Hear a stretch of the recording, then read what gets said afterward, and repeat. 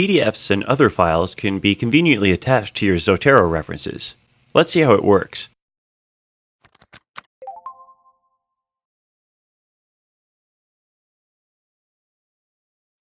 I'm going to import a few references from Google Scholar. Pay attention to the connector in the upper right of the browser to see a convenient feature. You'll notice that, where possible, Zotero will automatically download the article's PDF and attach it to the reference. In Zotero, you'll notice that the references with files attached will have a blue dot in this column and a small triangle on their left. Click this triangle and you'll see a list of attached files indented beneath the reference.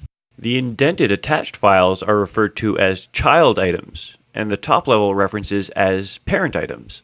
If the Zotero connector doesn't automatically collect the PDF, you can always attach the file to your reference manually by selecting a reference and then using the paperclip icon at the top. You'll have three options. Attaching a link to a file will point to a file located somewhere on your hard drive. Attaching a stored copy will create a copy of a file in Zotero's folder structure, which is necessary for online syncing. Attaching a URI will point to a file stored on the web if it has a uniform resource identifier.